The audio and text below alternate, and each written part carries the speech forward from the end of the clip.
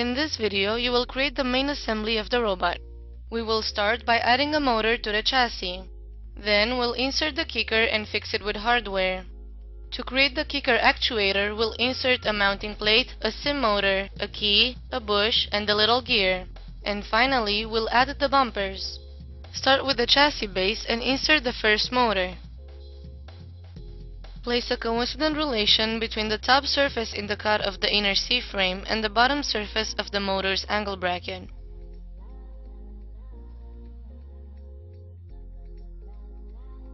In order to align it midway between the wheels, place a coincident relation between the right plane of the chassis and the front plane of the motor. Next, go to Top View, zoom in on the end of the angle bracket, and press the up arrow once in order to view the inner surface of the slot. Add a tangent mate between the hole in the inner C-frame and the flat part of the slot. Add 2 bolts and nuts between the angle bracket and the inner C-frame, and 2 more between the T-brace and the outer C-frame as shown. Next, switch to isometric view and insert the kicker assembly. Add a coincident mate to place it next to the inner C-frame. Instead of rotating the model, right-click and select Other in order to choose the appropriate face of the bearing mount. Add a concentric relation between the first hole on the frame and the bearing mount, and the parallel mate to fix the mounts vertically. If you were to try and rotate the gear, you would see that the assembly is not moving as it's supposed to. This is because sub-assemblies come in as rigid by default.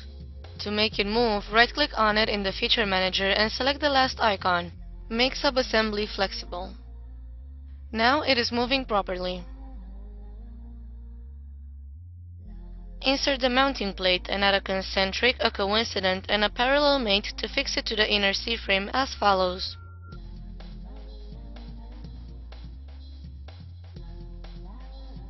Use right-click, select Other to choose the proper faces without turning the model.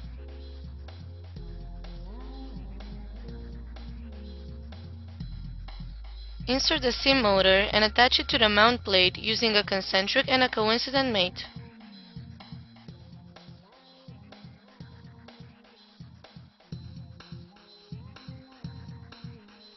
Add the 2x2x10 mm block to the shaft of the motor using 3 coincident mates.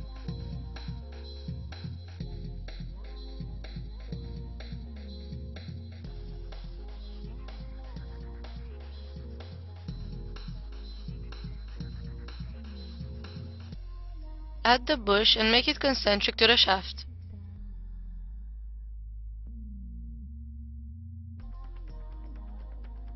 Add a coincident mate between the end of the shaft and the inside flat face of the bush. Right-click on the bush and make it transparent. Then add a parallel mate between an inner face of the tab and a side face of the small block. Change back the transparency of the bush from the Feature Manager. Insert the gear and make it concentric to the bush.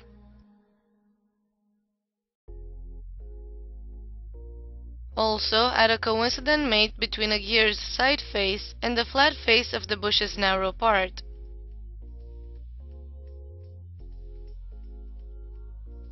Add 2 bolts and nuts to the kicker bearing plate.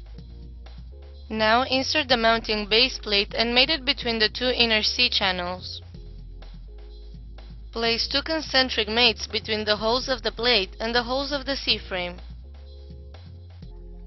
Add a coincident mate between the side of the plate and the outside face of the C-frame. Add bolts and nuts to fix the plate to the chassis.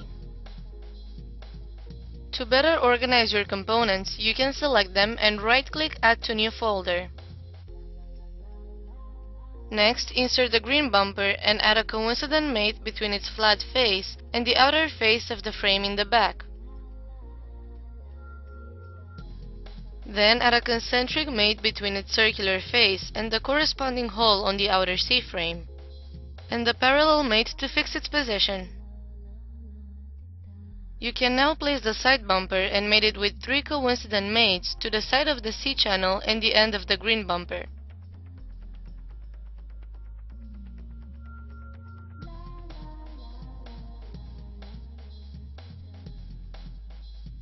Lastly, use the Mirror Components feature to add a second motor on the other side.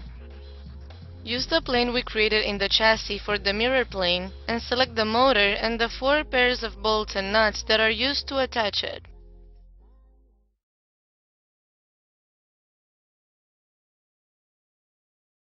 In the next video, we will create belts and add the remaining components.